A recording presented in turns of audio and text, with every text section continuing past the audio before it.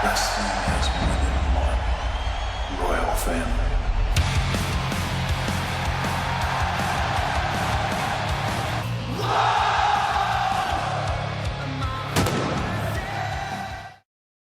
Dice Kaiser en la introducción del libro que Marx es el autor académico más citado en el mundo entero en estudios de ciencias sociales y humanidades.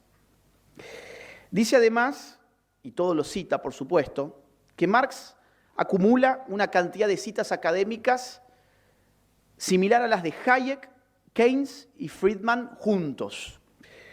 Más de 4.000 programas universitarios en los Estados Unidos le dan el manifiesto comunista a los alumnos, en Estados Unidos, no en Cuba ni en Venezuela, en Estados Unidos.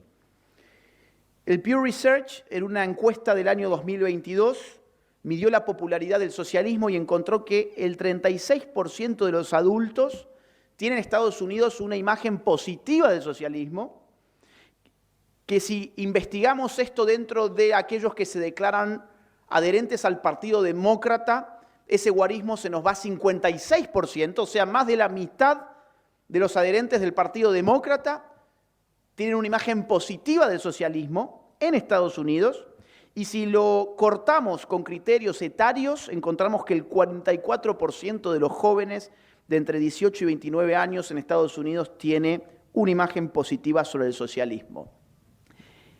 La idea general del libro trata de mostrar esta contradicción. La idea general del libro es que socialismo o comunismo y nazismo son ideologías que comparten fundamentos sustanciales. Lo va a analizar en términos de 5 ejes que le dan vida a los 5 capítulos de la obra. Después vamos a hablar de eso. Como los fundamentos son similares, por no decir idénticos, es esperable que sus resultados sean sustancialmente similares también. En efecto, cuando observamos la historia del socialismo y la historia del nazismo, encontramos genocidios, campos de concentración, liberticidios, persecuciones, racismo en ambas ideologías, en ambas experiencias reales. La diferencia, en todo caso, hay que buscarla en la capacidad para el disimulo. Claro, unos supieron disimular y otros se mostraron tal como eran. Y además yo agregaría una cosa adicional, que es que unos perdieron la Segunda Guerra Mundial. Sistema de partido único, estos fueron los elementos que después van a trabajar todos. Hannah Arendt, Voegelin, Linz, Aron, etc. Sistema de partido único que se confunde con el partido, con el Estado. Es decir, el Estado ya no es una máquina que puede ser controlada burocráticamente por un sistema continuo, sino que se confunde con el partido coloniza al Estado, que invade todos los resquicios y los recovecos de la sociedad civil queda capturada hasta en la última de sus manifestaciones por el sistema totalitario. El sistema totalitario se hace de todas las esferas de la sociedad civil, la economía, la religión, el arte, la comunicación, la educación, todo queda absorbido por la ideología oficial, que se presenta como una religión. Por eso dice Amendola en estos escritos, dice, es un sistema de fe, pero que no nos permite tener una conciencia propia. Te coloniza la cabeza. No hay otra opción más que adherir al credo político. Dice Hannah Arendt, y ya voy cerrando. Dice Hannah Arendt, nada distingue quizá tan radicalmente a las modernas masas de las de siglos anteriores como la pérdida de la fe en un juicio final. Los peores han perdido su temor y los mejores han perdido su esperanza. Incapaces de vivir sin temor y sin esperanza, estas masas se sienten atraídas por cualquier esfuerzo que parezca prometer la fabricación humana del paraíso que ansiaban y del infierno que temían. De la misma manera que las características popularizadas de las sociedades sin clases de Marx tienen una ridícula semejanza con la edad mesiánica, así la realidad de los campos de concentración nada se parecen tanto como a las imágenes medievales del infierno.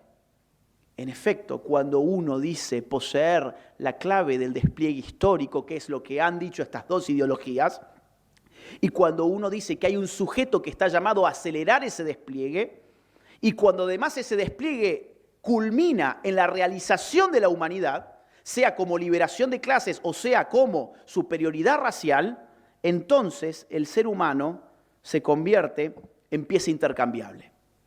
El individuo humano, la persona humana, pierde cualquier tipo de valor. Cualquier costo en términos de vidas humanas es minúsculo frente a la promesa de bajar el paraíso a la tierra. Y ambas ideologías prometieron bajar el paraíso a la tierra. Tercer eje, anticapitalismo-socialismo. Este es un capitulazo, porque lo que hace el autor es decir, oiga, no se coman la curva. El nazismo y el fascismo no fueron proyectos capitalistas si entendemos por capitalismo lo que entendemos los liberales clásicos. Si por capitalismo entendemos aquellos fundamentos que sentó Adam Smith en las riquezas de las naciones, entonces tanto nazismo como fascismo fueron experimentos ultraestatizantes que atacaron el capital. Desde luego, el socialismo lo fue, no hace falta que eso se vaya a justificar. Es más, hay una cita muy buena de Himmler que tiene el libro que dice así: la era del sistema liberal de negocios exigía la primacía de la empresa. En otras palabras, primero viene la empresa y después el Estado. En contraposición a esto, el nacionalsocialismo sostiene: el Estado dirige la economía, el Estado no existe para la empresa existe para el Estado. Estas son algunas de las citas que tiene el libro, son hallazgos espectaculares. Además, hay algo que me encantó de ese capítulo, que es que para todos estos que están confundidos y que se dicen católicos o cristianos y que coquetean con el nazismo y con el fascismo, hay, por ejemplo, una recuperación de un ensayo de Mussolini de 1904 titulado Dios no existe, donde dice Mussolini: la Biblia y la moral cristiana son dos cadáveres, la historia de muchos santos beatificados por la Iglesia es repugnante, la religión es una enfermedad psíquica del cerebro. O por ejemplo Goebbels, 1928, ¿qué es para nosotros hoy el cristianismo? El nacionalsocialismo es religión, dice Goebbels. Solo falta el genio religioso que haga estallar las viejas fórmulas obsoletas y cree otras nuevas. Nos falta el rito. El nacionalsocialismo debe convertirse también alguna vez en la religión estatal de los alemanes. Mi partido es mi iglesia y creo que sirvo mejor al Señor cumpliendo su voluntad y liberando a mi pueblo oprimido de las cadenas de los esclavos. Este es mi evangelio. Digo, a mí me da gracia a veces cuando veo supuestos católicos o cristianos que coquetean con estas ideologías porque evidentemente no creo que lo hagan por malos, sino por ignorantes. En la doctrina del fascismo, Mussolini escribe: el fascismo es una concepción religiosa que considera al hombre en su relación inmanente con una ley superior, con una voluntad objetiva que trasciende del individuo particular y lo eleva convirtiéndolo en miembro consciente de una sociedad espiritual. Y así en general el libro está abarrotado de citas como estas, que solamente las menciono ahora como una pizca, como un botón de muestra. Último capítulo, ya paso la palabra, perdón. Antihumanismo o luciferismo. Este es un capítulo excepcional que empieza con una cita de Solzhenitsyn que dice: toda revolución empieza con el ateísmo. Además, ahí citas a Joseph de Maistre en un texto de 1797. Es una pluma que yo se las recomiendo. Es un reaccionario duro, pero fue uno de los primeros en criticar la modernidad política por usar la religión en su propio provecho, o sea, hacer ideologías políticas. Acá van a ver, por ejemplo, poemas de Marx, del joven Marx, totalmente luciferinos, donde habla de pactos con el diablo y cosas por el estilo, pero también van a leer, por ejemplo, el anarquista Bakunin, escribiendo lo siguiente: Satanás es el rebelde eterno, el primer libre pensador y el emancipador de los mundos. Él avergüenza al hombre de su ignorancia bestial y de su obediencia, lo emancipa, imprime en su frente el sello de la libertad y de la humanidad al instarlo a desobedecer y comer del fruto del conocimiento. O a Proudhon, socialista utópico según Marx, dice Proudhon: Dios es estupidez y cobardía, Dios es hipocresía y falsedad, Dios es tiranía y miseria. Lo que argumenta en este capítulo Kaiser es que, en definitiva, estas ideologías tienen por finalidad rebelarse contra la creación del orden antropológico y del orden moral. Se trata de crear a un hombre nuevo. La gran promesa es crear a un hombre nuevo. Y para eso ambas ideologías reclaman todo el poder disponible en la sociedad, porque va a haber que hacer correr ríos de sangre. Marx dice: solo existe un medio de abreviar, simplificar y concentrar las convulsiones mortales de la vieja sociedad y los sangrientos dolores de parto de la nueva sociedad. Y ese medio es el terror revolucionario. Hitler dice: la nueva era que ha amanecido trabaja en la creación de un nuevo tipo de hombre. Goebbels: estamos destinados a hacer cosas mayores que el mero poder. Hemos de traer el nuevo Estado y con él al hombre nuevo. La promesa es rebelarse contra el Creador para diseñar una nueva criatura que sea a imagen y a semejanza de los ideólogos, tanto del nazismo como del comunismo.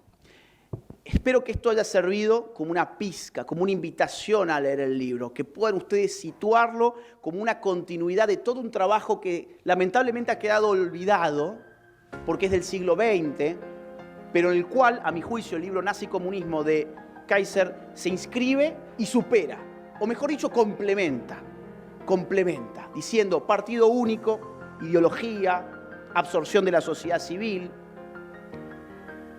absorción del Estado.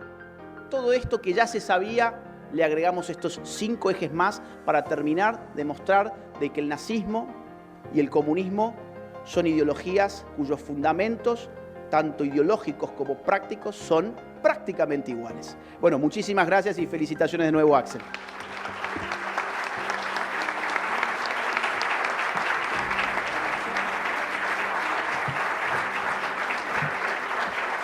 Bueno, muchas gracias. Wrestling has more than one royal family.